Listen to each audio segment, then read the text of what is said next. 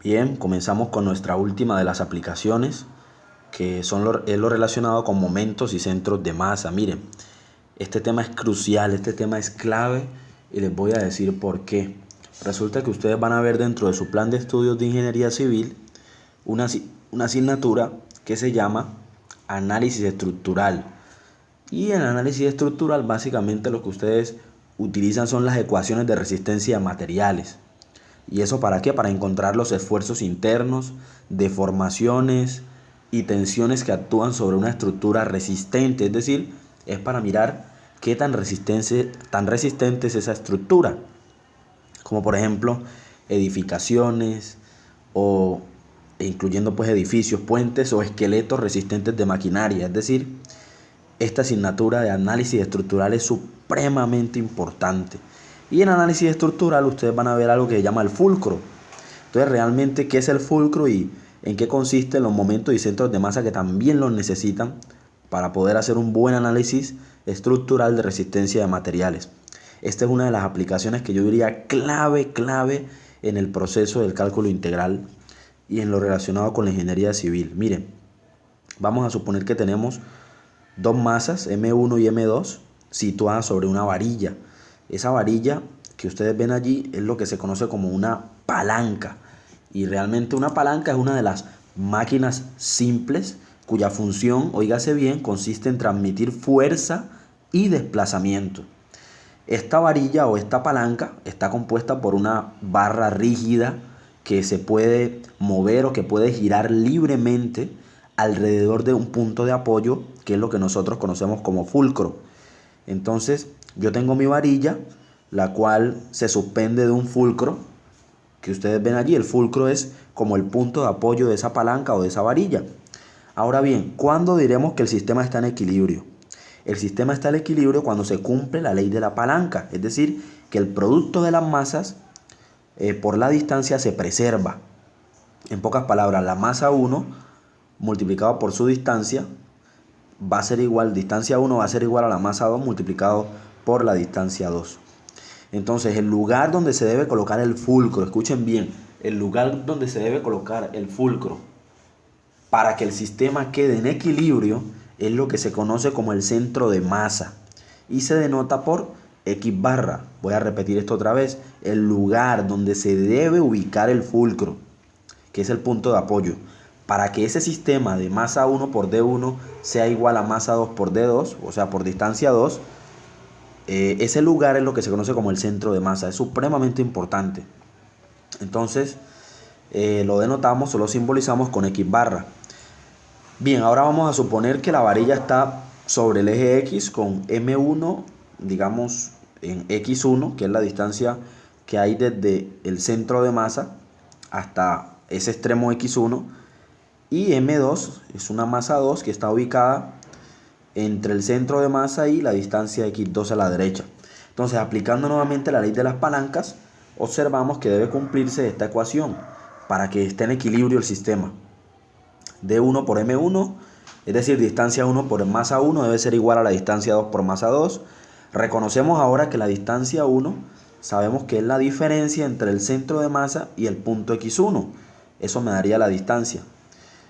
Aunque en un sentido más estricto, eso no sería distancia sino desplazamiento, que sería posición final menos la inicial. La final sería el centro de masa y la inicial sería el X1. Lo mismo ocurre con el desplazamiento de 2, que sería la posición, en este caso final, viene a ser el centro de masa y la inicial viene a ser X2. Entonces, al ubicar estos elementos que tenemos aquí en esta fórmula, vemos que ya no voy a escribir D1, sino que voy a escribir X barra, que sería el centro menos la distancia menos X1, el punto X1 multiplicado por la masa 1. Y esto debe ser igual al centro de masa X barra menos el punto X2 multiplicado por la masa 2. Al resolver esa ecuación, pues vamos a llegar a esta expresión, y es que el centro de masa es igual al producto de las distancias, a la suma de los productos de las distancias entre X1 por M1 más X2 por M2 dividido entre las masas. Pero bien, no nos vamos a concentrar tanto en eso, sino que era como para que ustedes tuvieran una idea en qué consiste el centro de masa. Vamos a suponer que la expresión m1 por x1 y m2 por x2, que nosotros pues conocemos de antemano, vamos a mirar que eso recibe un nombre especial. Es decir, el producto de m1 por x1, este que ustedes observan aquí, m1 multiplicado por x1, es lo que se conoce como el momento de las masas. Ojo, esto es supremamente importante porque uno lo ve en física y realmente el momento tiene unas aplicaciones interesantes. ¿Sí? ¿Por qué interesantes? Porque ese producto, que se conoce como los momentos de las masas respecto al origen, lo que hace es medir la tendencia de las masas a girar respecto al origen. Y en eso consiste el momento.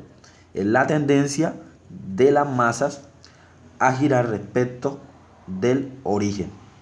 Bien, ahora vamos a considerar un segmento recto de alambre de densidad variable en el cual vamos a encontrar el centro de masa. Miren que el objetivo último es calcular el centro de masa, la distancia que hay desde un extremo, desde un punto hasta el centro de masa. Vamos a suponer, ¿sí?, que la densidad es constante.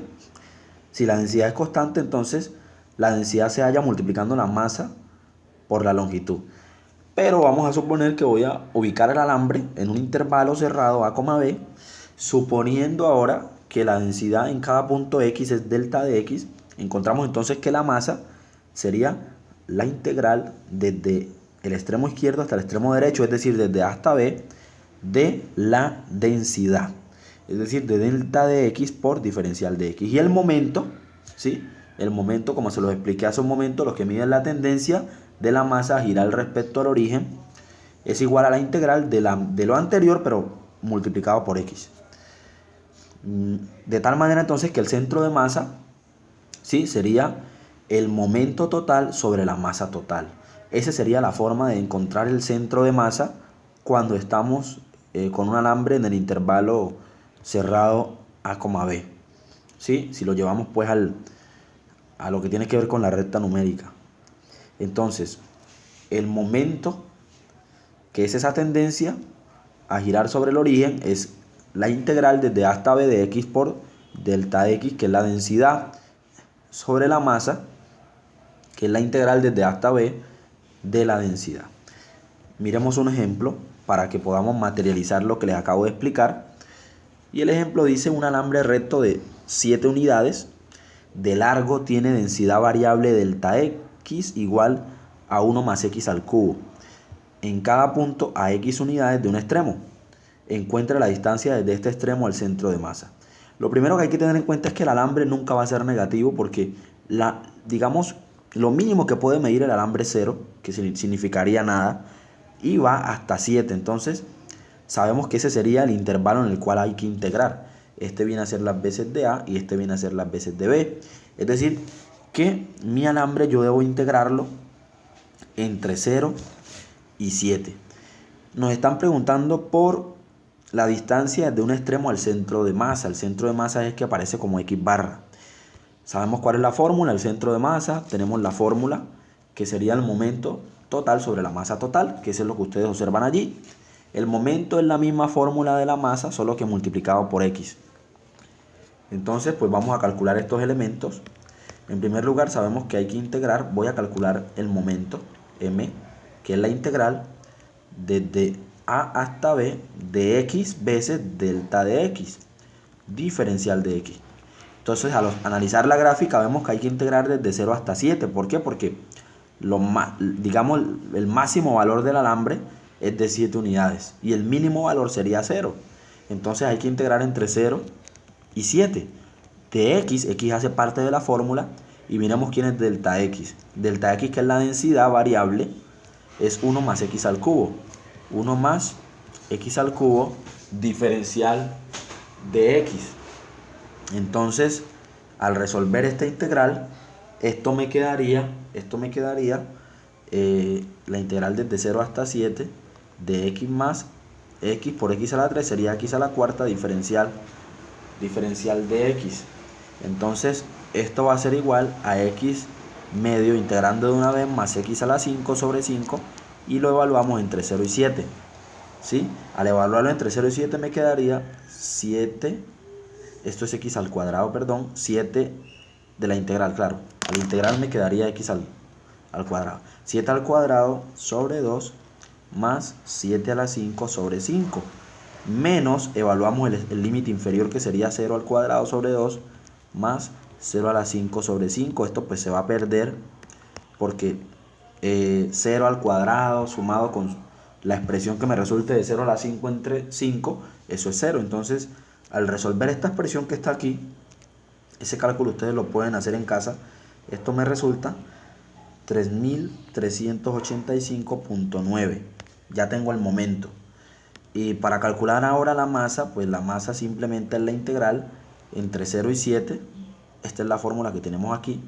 ¿De quién? De la densidad. La densidad es 1 más x al cubo diferencial de x. Aquí no es necesario multiplicarlo por x porque eso era únicamente para calcular el momento. Que recuerden que el momento es densidad por la masa. Como ya lo habíamos dicho anteriormente, el momento.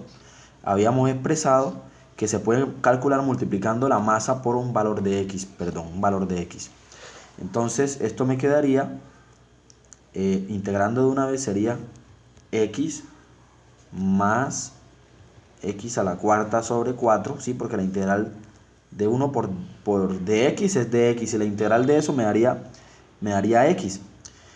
La integral de x a la 3 sería x a la cuarta sobre 4 y esto lo evaluamos entre 0 y 7. Al evaluar eso, vamos a añadir una página entre 0 y 7, esto me resultaría 7 más 7 a la cuarta sobre 4 menos el límite inferior que sería 0 más 0 a la cuarta sobre 4. Esto también se va a perder y al resolver esto me daría 607.25. De tal manera entonces que el centro de masa es el momento entre la masa, momento total sobre la masa total, y esto sería 3385.9 dividido entre 607.25 y esto me daría alrededor de 5.575, que sería la distancia desde el extremo al centro de masa.